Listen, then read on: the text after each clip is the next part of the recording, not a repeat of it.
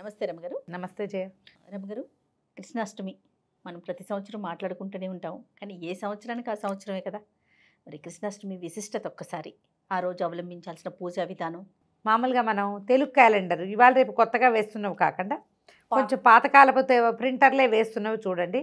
ఏకాదశి విషయంలో స్మార్త ఏకాదశి, వైష్ణవ ఏకాదశి అని ఉంటాయి. ఒకే ఏకాదశి, ఒకరోజు తేడాగా అడ్డుకోలోనా? వెంకటరమణ వాళ్ళ దాంట్లో అక్కడి నుంచి సర్వేషాం ఏకాదశి అని రాస్తారు. అందరికీ ఒకటే, స్మార్తులు వైష్ణవులు తేడా లేదు. కొన్ని పండగలు పర్వదినాల విషయంలో స్మార్తులకి వైష్ణవులకి చిన్న తేడా ఉంటుంది. కృష్ణాష్టమి అంటే కృష్ణ అష్టమి చెప్పబడింది. అష్టమి అర్ధరాత్రి ఉన్నదే కృష్ణాష్టమిగా భావించే విధానం స్మార్తులది. స్మార్తులని మిగిలిన అందరూ అనమాట. రోహిణీ నక్షత్రయుక్తంగా రోహిణీ నక్షత్రం ఉండాలనే నియమం ఉన్నది వైష్ణవులకి. అంచేత అష్టమి నాటి సాయంకాలం చేసుకుంటారు మామూలుగా కృష్ణాష్టమి. ఎప్పుడు పొద్దుటి పూట చేసుకోవచ్చు. విధానం ఏంటంటే కృష్ణ పాదాలు వేయటం, మన ఇంట్లోకి చిన్ని కృష్ణయ్య నడిచి రావాలని కోరుకుంటూ కృష్ణుడి పాదాలు వేయటం. సింపుల్గా ఇగో ఇలా వేస్తారు. ఇలా వేసి పైన నిలబెడితే 5 వేళ్ళు వస్తాయి. కింద మన చేతి ముద్ర ఉంది కదా, అది కరెక్ట్గా పాదం తలకు కింద పార్ట్. వాకిట్లో నుంచి ఇంట్లోకి కృష్ణ పాదాలు వేయటం.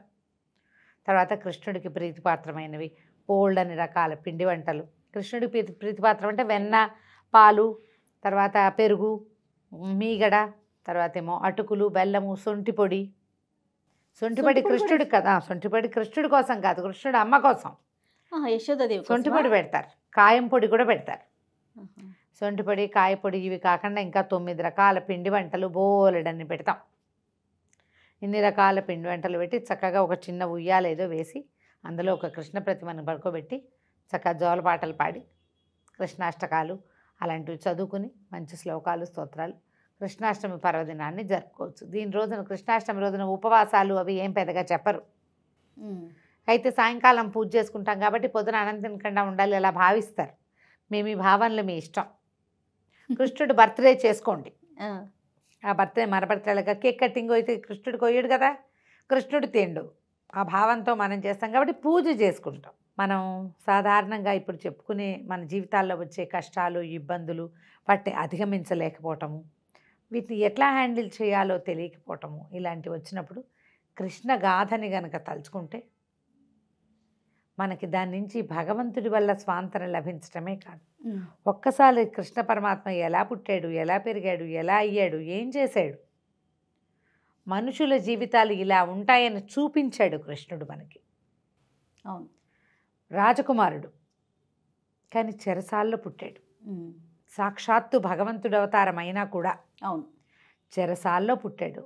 పుట్టగానే తల్లి ఒడి నుంచి దూరం చేయబడ్డాడు.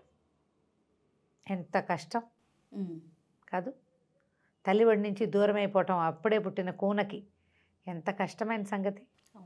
ఈ కష్టాన్ని పుట్టుకలోనే అనుభవించాడు భగవంతుడు. ఇక్కడి నుంచి వాళ్ళెవరింటికో చేరాడు.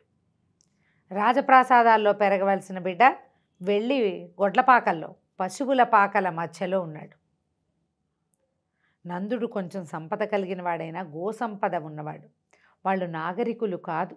రాజప్రాసాదాల్లో ఉండే సౌరభ్యాలేమీ పిల్లవాడికి దొరకల.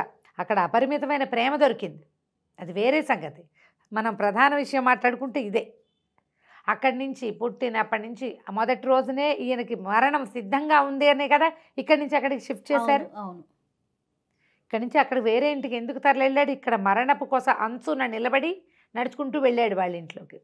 అక్కడ దినదిన గండం.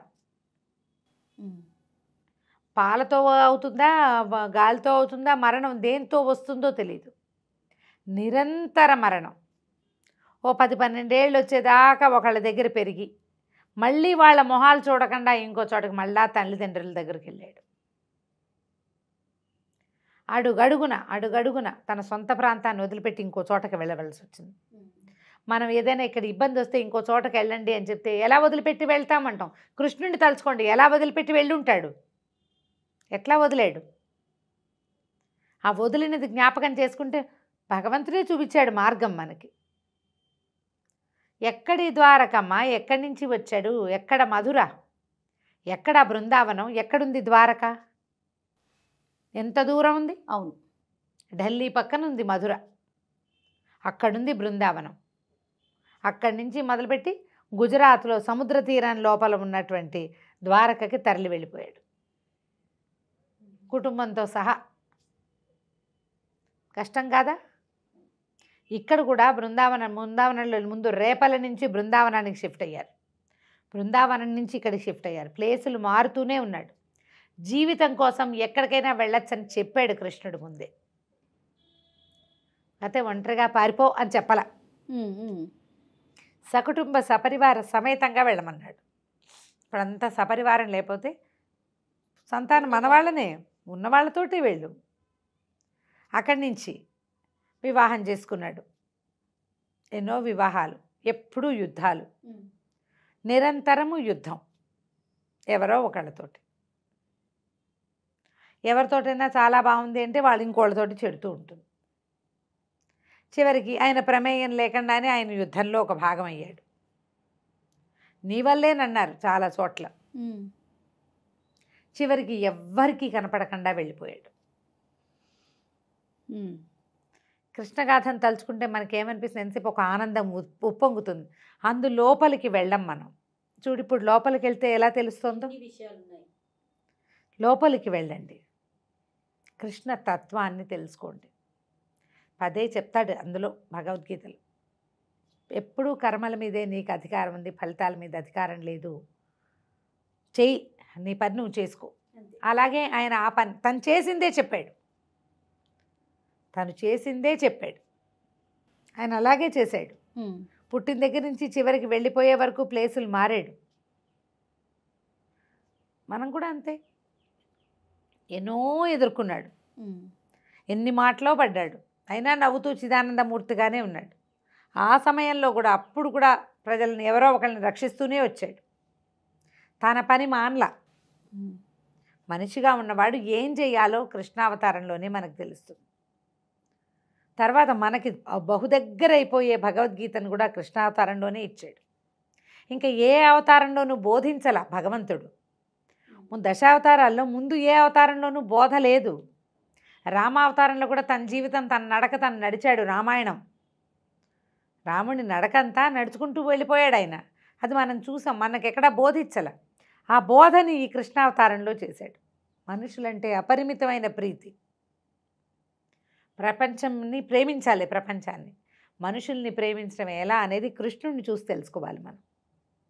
మీరంటే నాకు ఇష్టం, అందుకే నీకు ఇది చెప్తున్నా, ఇట్లా చెయ్యి నువ్వు, ఈ నడక నడిచి నువ్వు నాకు దగ్గర వాడివైపో అని క్లియర్గా చెప్పాడు భగవద్గీతలో.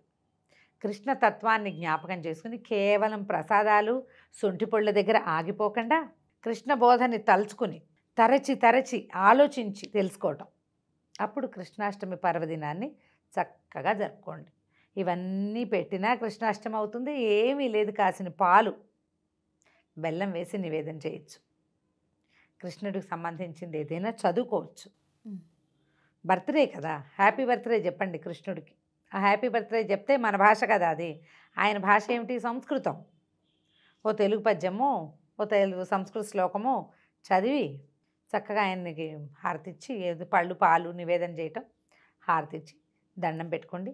ఈ పర్వదినాన బర్త్డే కదా కృష్ణుడిది, ఎవరిని తిట్టద్దు, పోట్లాడద్దు, తగదా పడద్దు. ఓకే, హక్కుల కోసం పోరాటం కూడా చేయపోకండి. రేపు పోరాడచ్చు.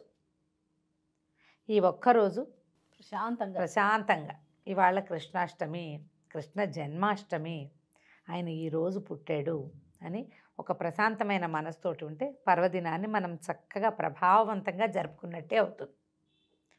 మీరు చేసుకోగలిగిన ముందే చెప్పే పాలు, పెరుగు, వెన్న, మీగడ, అలా అటుకులు బెల్లం కూడా నివేదన పెట్టచ్చు.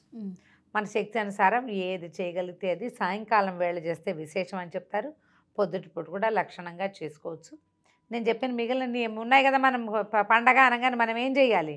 ముందు పొద్దున్న తలంటి పోసుకోవాలి, పోట్లాడకుండా, గొడవ పడకుండా, కొట్లాడకుండా, తిట్టుకోకుండా చక్కగా ప్రశాంతంగా కృష్ణాష్టమిని జరుపుకోండి.